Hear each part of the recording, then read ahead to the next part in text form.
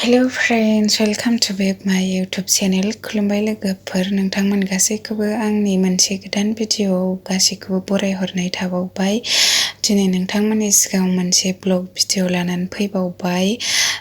दिनैहाय बेलासियाव वाक खालामनो फैदों गोजौआव, बेखौनो नोंथांमोननि सिगाङाव शेयार खालामनो सानदों। नोंथांमोनहा नायलांदो भिउसफोरखौ माबायदि थुदो। बिदिब्ला भिडिअ'खौ जागायजेननोसै।